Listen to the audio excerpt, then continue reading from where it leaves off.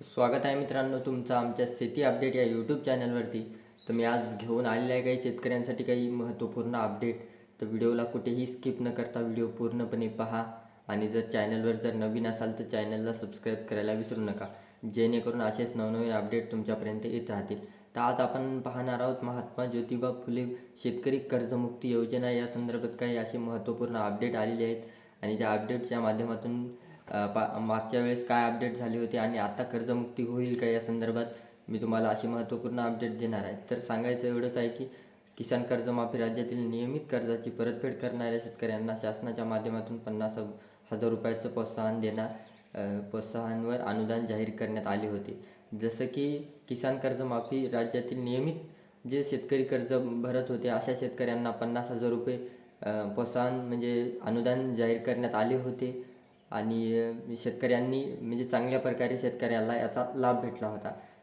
तर अनुदानाचे मोठ्या प्रमाणात वितरण करून शेतकरी पात्र करण्यात आले होते.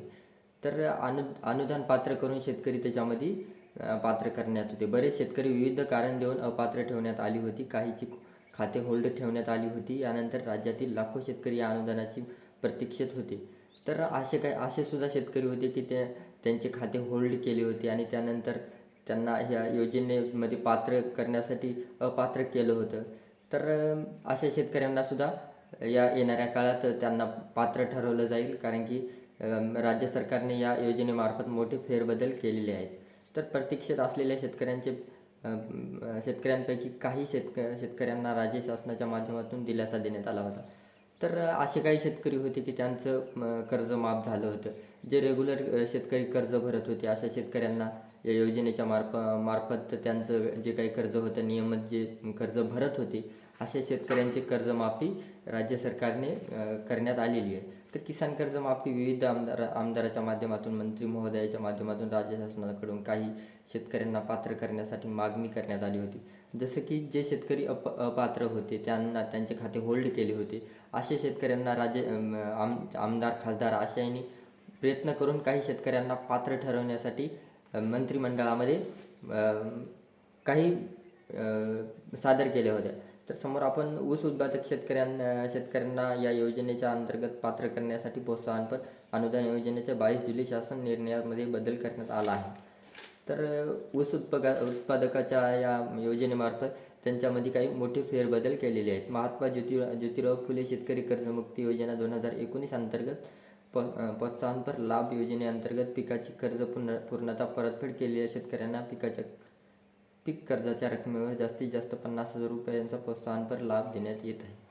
तर जसं की जे शेतकरी म्हणजे या कर्ज घेऊन ज्यांनी नियमित प्रमाणे ते कर्ज वापस केलेलं आहे अशा शेतकऱ्यांची कर्जमाफी नक्की होणार, कारण की ते रेग्युलर कर्ज घेतील आणि फेडतील असे शेतकऱ्यांना या कर्जाचा लाभ भेटणार आहे आणि त्यांचं काही कालावधीतच त्यांचं कर्ज माफ होईल.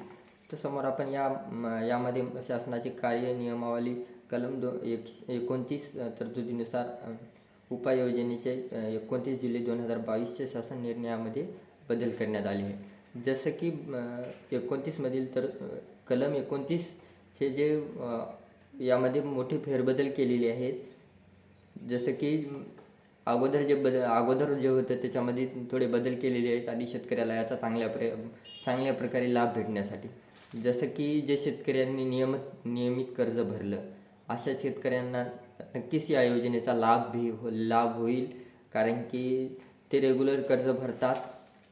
तर समोर आपण प्रतीक्षेत असलेल्या शेतकऱ्यांपैकी काही शेतकऱ्यांना राज्य शासनाच्या माध्यमातून दिलासा देण्यात आला होता. जसं की जे शेतकरी प्रतीक्षा करत होते कर्जाची म्हणजे कर्ज माफ करण्याचे अशा शेतकऱ्यांचं सुद्धा कर्ज माफ होणार आहे, नक्कीच होईल.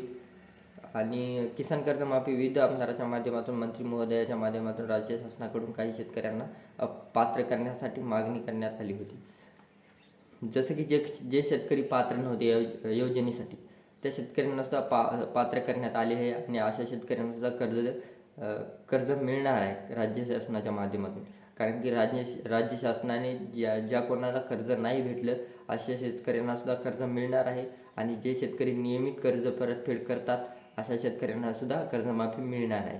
जसं की जे पात्र नव्हते त्यांना अपात्र करण्यात येणार आहे आणि ज्यांनी भरलं आहे त्यांना परत एकदा कर्ज मिळणार आहे. तर माहिती जर आवडली असेल तर नक्कीच माझ्या यूट्यूब चॅनलला सबस्क्राईब करा. भेटूया एक अशाच नवीन व्हिडिओमध्ये. तोपर्यंत धन्यवाद. जय हिंद.